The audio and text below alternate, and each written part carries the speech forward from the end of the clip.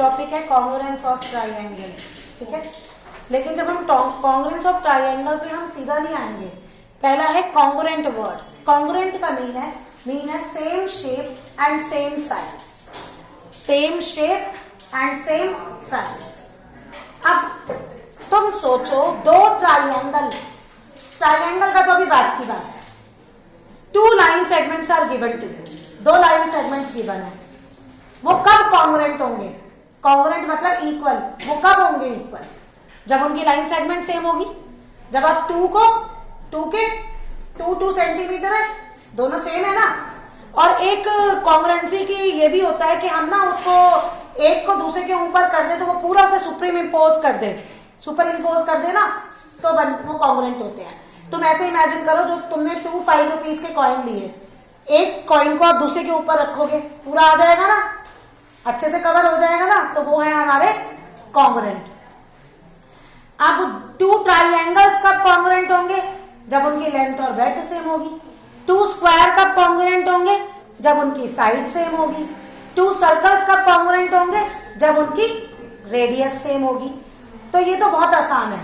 लेकिन जब हम ट्राइंगल पे आते हैं तो ट्राइंगल का हमारे पास कोई एक रूल नहीं है, 4 रूल्स है हमारे पास। और ट्राइंगल में हमें एक और चीज जानना बहुत जरूरी है, जो मैं इस पिक के थ्रू तुम्हें बताऊं। राइट, देखो अब जैसे मान लो मेरे पास ये ट्राइंगल है, इसकी नेमिंग ABC है। इस ट्राइंगल की नेमिंग ABC है। और एक और है,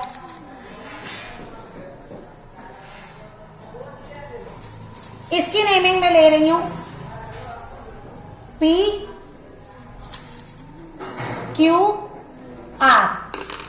ये 2 ट्राइंगल है हमारे पास, ABC PQR। देखो अगर मैं इसको एक दूसरे के ऊपर रख रही हूं, पूरा एक दूसरे को कवर कर रहे हैं, तो ये दोनों ट्राइंगल्स कॉन्ग्रुएंट है, लेकिन ध्यान से देखो मैं नेमिंग क्या लिख रही हूं। अब जब मैं ट्राइंगल्स की नेमिंग लिखूंगी, P के ऊपर कौन सा आ रहा है? A, तो यहां P, यहां A। QB, RC, ठीक है। ये देखो ध्यान से, यानी कि ट्राइंगल PQR इज कॉन्ग्रुएंट, ये कॉन्ग्रुएंट का साइन है to triangle ABC।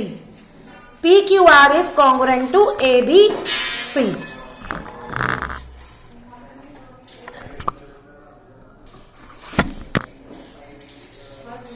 PQR is congruent to ABC।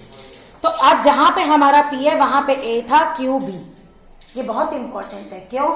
क्योंकि अभी पहले क्लासेस में आपने पढ़ा है, आप ट्राइंगल का नेमिंग ABC भी लिख सकते हो, BCA भी लिख सकते हो। लेकिन अगर मैं कहती हूं यहां ट्राइंगल PQR, यानी ये PQR is congruent to BCA, तो B जो है वो P पे आ रहा है ना। देखो अब ये देखो, क्या ये दोनों ट्राइंगल्स कॉन्ग्रुएंट है? ये दोनों ट्राइंगल्स कॉन्ग्रुएंट, ये एक दूसरे को कवर नहीं कर रहे एक दूसरे को कवर। तो ट्राइंगल की नेमिंग पे आपको ध्यान देना है, सिर्फ इसी पे है ये कॉन्ग्रुएंट। चाहे अब इसे आप ABC लिख लो, चाहे BAC लिख लो, चाहे CBA लिख लो, लेकिन नीचे भी उसके कॉरेस्पॉन्डेंस में वही आएंगे। तो अब इसको हम कहते हैं ये इसके कॉरेस्पॉन्डिंग है। और फिर हम लेते हैं कॉरेस्पॉन्डिंग पार्ट्स। देखो कॉरेस्पॉन्डिंग पार्ट्स कैसे हैं। कॉरेस्पॉन्डिंग पार्ट्स मतलब अब जैसे साइड है, कौन सी साइड के ऊपर कौन सी साइड आ रही है? ये आपका AB है, AB के ऊपर कौन सी आ रही है? PQ। ये AC है, AC के ऊपर क्या आ रही है? PR। ये BC है, BC के QR। लेकिन अब हर बार हम ऐसे फिगर बना के थोड़ी देखेंगे, तो अब हम क्या करते हैं, देखो साइड्स जहां PQ है यहां से लेना, वो आ जाएगी AB, कॉरेस्पॉन्डिंग साइड्स। ये QR और यहां क्या है? BC। अब PR और वहां क्या है? AC। ये जब ट्राइंगल्स कॉन्ग्रुएंट होते हैं तो हम कहते हैं उनके कॉरेस्पॉन्डिंग पार्ट्स इक्वल है। Corresponding parts of congruent triangles are equal. तो ये कॉरेस्पॉन्डिंग है। आप अपनी मर्जी से P Q is equal to B C नहीं ले सकते, वो अभी मैंने आपको दिखाया था, तब ये कॉन्ग्रुएंट ही नहीं होंगे, ठीक है ना। अच्छा, साइड्स भी, कॉरस्पॉन्डिंग साइड्स भी इक्वल होती है एंड कॉरस्पॉन्डिंग एंगल्स भी इक्वल होते हैं। यहां एंगल कौन सा है, पी, और यहां क्या है, A. Q is equal to B and R is equal to C. ये आपके हैं कॉरस्पॉन्डिंग एंगल्स आर इक्वल। तो पूरी स्टेटमेंट क्या जाएगी, congruent part of congruent triangles are equal. तो ये आपका मेन है यहां से। अब हम फिर ट्राइएंगल्स के रूल पढ़ेंगे। अभी तो मैंने आपको कॉन्ग्रुएंट का मीनिंग बताया है और नेमिंग की इंपॉर्टेंस बताई है, ठीक है।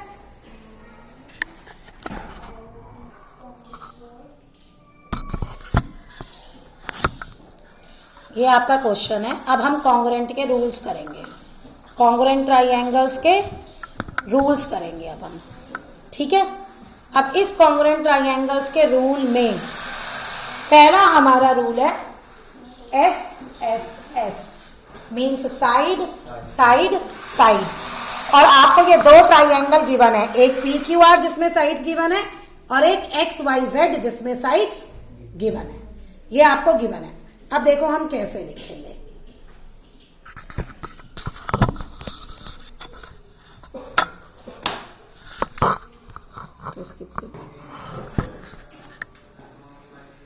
शुरू में आप कोई भी नेमिंग लिख सकते हैं, ठीक है।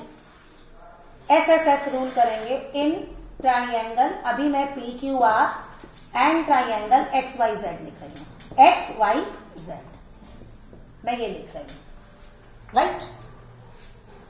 अब इसमें हमें देखना है कौन सा इक्वल है। कुछ नहीं करना, पूरे कॉन्ग्रुएंस में ना ध्यान से जो गिवन है ना वही लेना है, अपने एजम्पशन नहीं लेने के ये हमें दिख रहा है, नहीं, ये काम नहीं कर सकते आप। स्ट्रिक्टली जो गिवन है उस पर ही देखोगे। अब अगर मैं देखूं तो मुझे दिख रहा है ये 3 सेंटीमीटर है, ये 3 सेंटीमीटर है, यानी Q R is equal to X Y, Q R is equal to, reason भी लिखना है, ईच 3 सेंटीमीटर। ये हम कर रहे हैं एस एस एस रूल, ठीक है।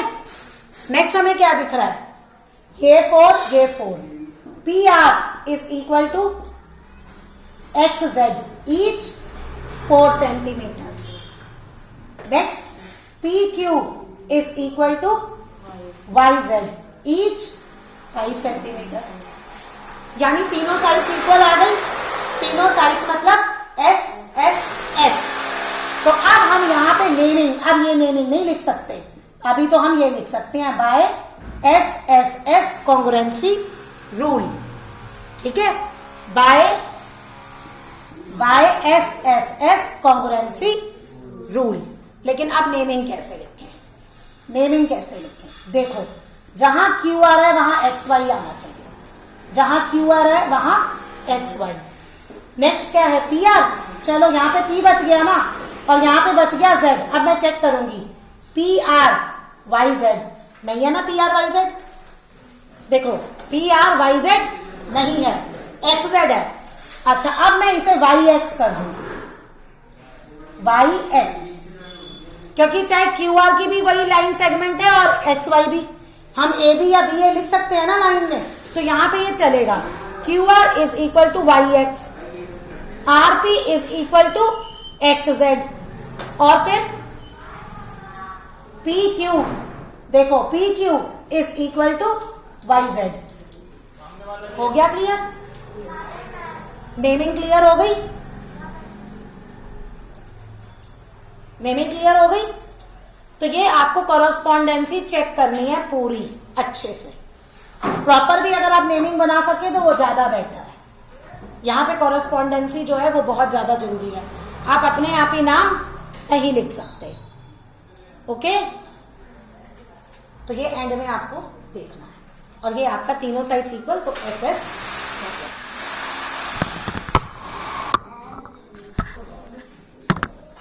अब मैं आपका क्वेश्चन नहीं नोट डाउन कर रही, पूरा मैं तुम्हें बता देती हूँ। गिवन क्या है, पी क्यू आर ट्राइएंगल है, ये क्वेश्चन में गिवन है, मैंने अपने आप नहीं लिखा।